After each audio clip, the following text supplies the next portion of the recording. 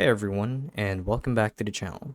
So in today's video, I'll be teaching you guys how to properly add face filters to a video that you have uploaded on CapCut from scratch. So without further ado, let's dive right in.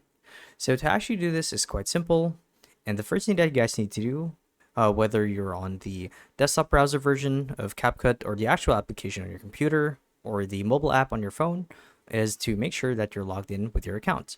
Now, once you guys are here and you're on the dashboard, the idea is we want to look for the create new project button, and there are a couple ways to do that. You guys can either click on the create new button right here at the very top, and from here you will choose a format on which media file that you want to upload.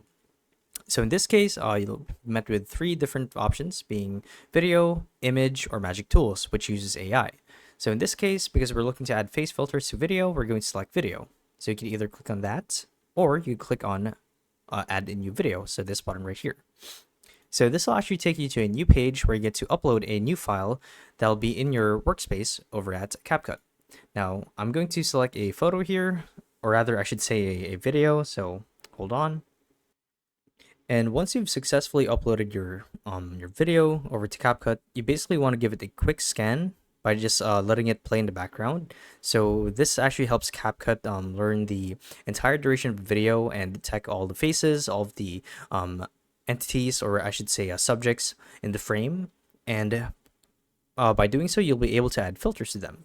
And the idea is, if you want to add filters to your video on CapCut, you'd want to click on this filters button right here, like so, and you'll see right away that there's a couple of filters that you can add to CapCut.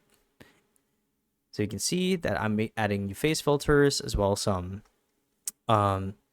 new ambient filters or atmosphere filters, and that's honestly all it takes to actually do it.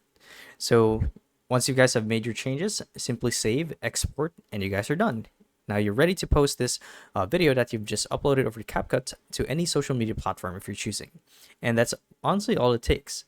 So yeah, thank you guys for watching. Hopefully this video helped you out, and if it did, be sure to let us know down in the comment section below. And if you guys want to see more videos like these, we do have a YouTube channel where we do guides like these daily. So if you guys want to show your support to that, you can do so by subscribing to the channel. So with all of that said, thank you all for watching, and we'll see you guys in the next one. Bye-bye.